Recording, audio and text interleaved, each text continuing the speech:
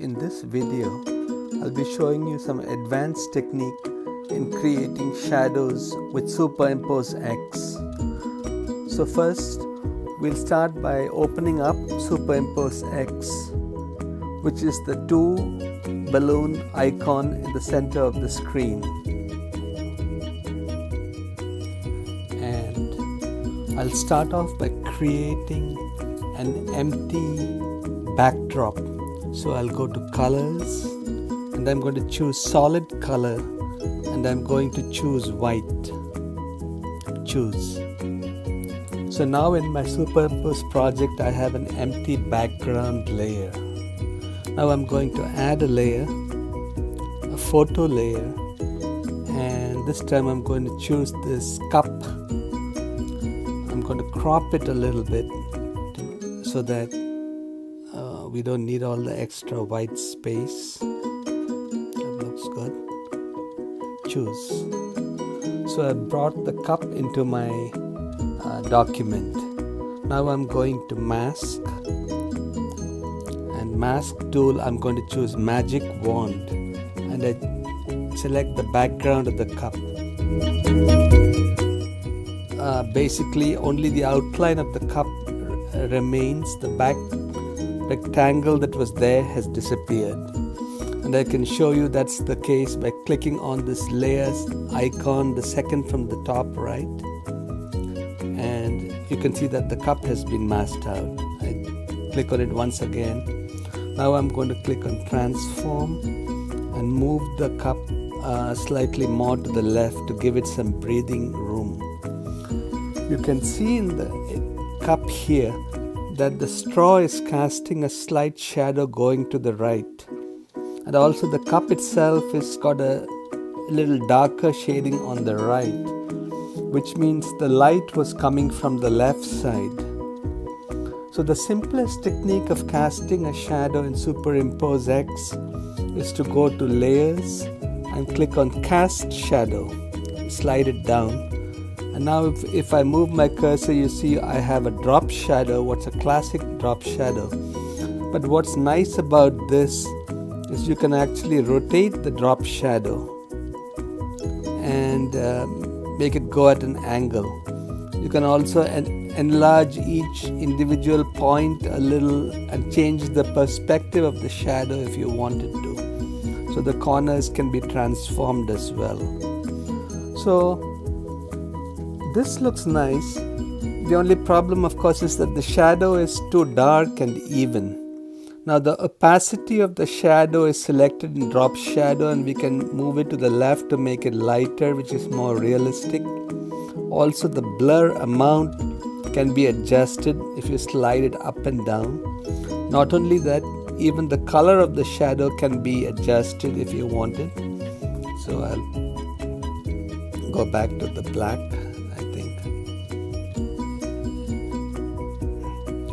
and go back to opacity. I'm going to make it a hard dark shadow. So this is where things start to get a little interesting, because the shadow here at this point doesn't look realistic. The shadow is a kind of virtual layer that's associated with the cup layer, but I'm going to hit on the check mark on the top left and apply. So now I have applied the shadow, and I'm going to transform, I'm going to blend, I'm going to reduce the opacity of the layer. So now what we are left with is an image which is only the shadow of the cup in approximately the position we desire.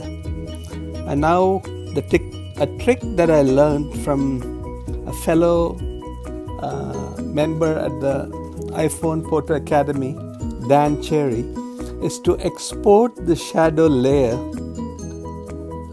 So you save it as a high quality image into your camera roll.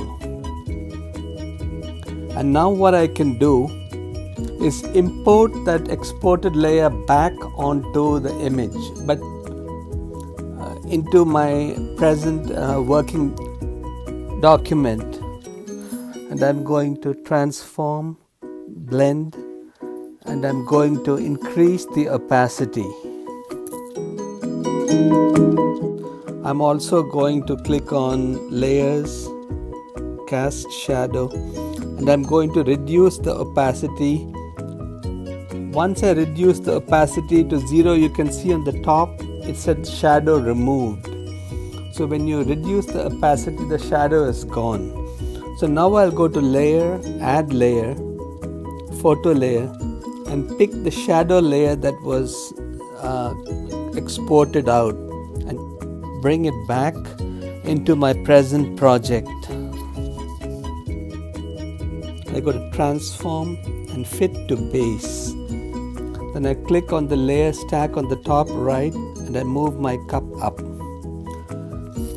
So you may be wondering at this point, why did we go to all this effort to take a shadow and bring it out as a separate layer?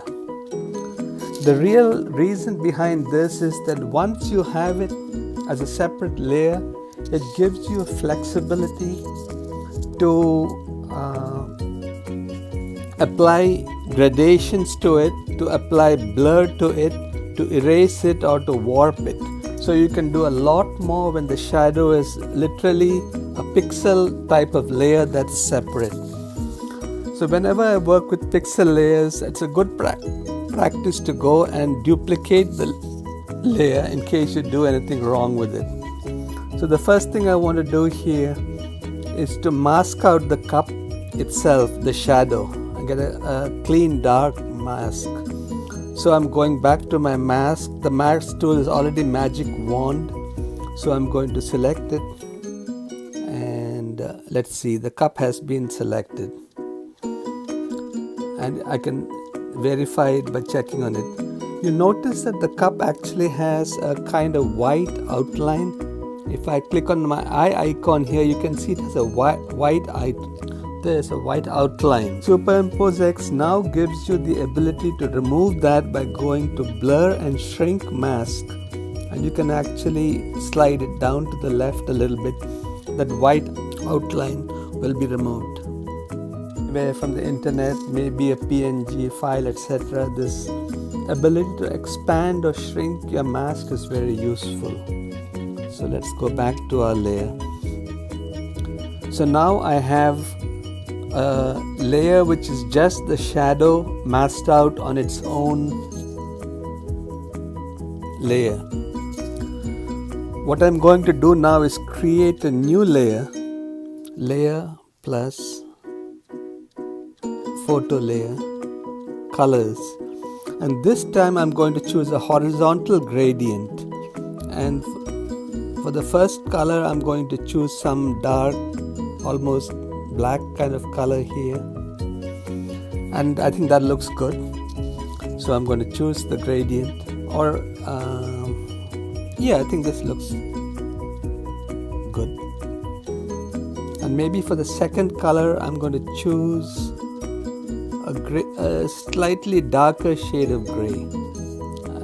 I think something where it becomes almost white on the towards the top, and click choose. So I brought that layer in. So now I'm going to do a technique in Superimpose called clip up.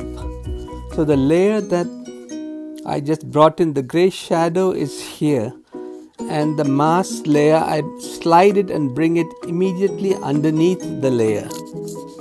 And once that's done, I select my shaded layer, I go to mask and I choose clip up. So what you can see here is now you have an outline where the shadow isn't a uniform color, but it's dark towards the base of the cup and fading lightly upward. Also, another thing you notice here is the straw itself is casting a shadow on the lid of the cup.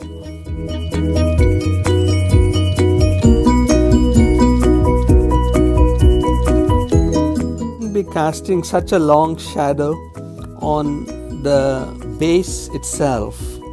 So what I can do here at this point is to use my mask tool, and this time I'll choose a normal eraser or normal brush.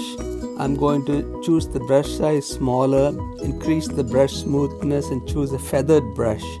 I'm going to, the straw has actually become much shorter, and I'm going to even I'm going to slide the cup layer on top. So now I have a shadow that looks like this. The trouble is that when I use the clip up, this layer actually has a mask on it. And the problem is, if I wanted to apply a feature like blur, it says, I'm going to choose the layer again. If I want to say, oh, this is blur and shrink mask, sorry.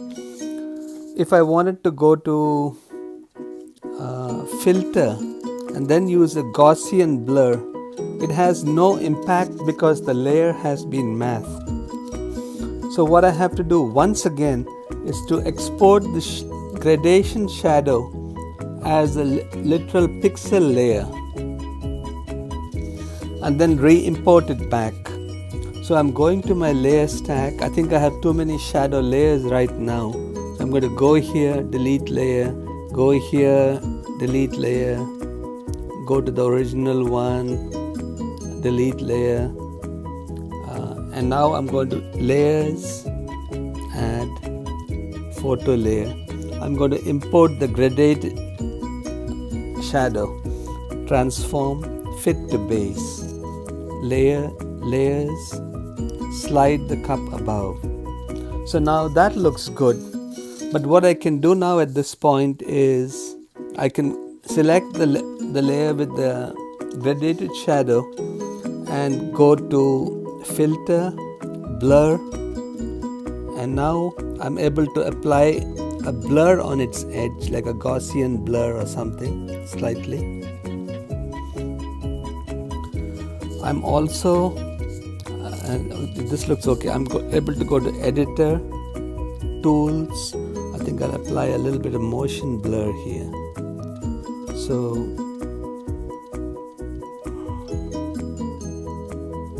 I can even give it a little bit of motion blur. So in this way, I was able to, I'm going to apply it, create a more realistic shadow. So I shortened naturally the mask of the straw to something shorter. But if for any reason I wanted to apply some other effects to the shadow, I could even go ahead and do that. So go to my editor, distort, warp. So if I wanted to warp the straw a little bit, you can see that I can actually shift it around and just affect the. So potential of this is having the shadow on its own layer is if there were a diagonal wall, you could duplicate this layer and cut out a portion of the shadow and make it vertical, so you can have a shadow that bends and then goes vertically up the wall also. So basically, so this was the trick of exporting a shadow as a separate layer so that you can apply more realistic effects to it. I hope you found this tutorial useful.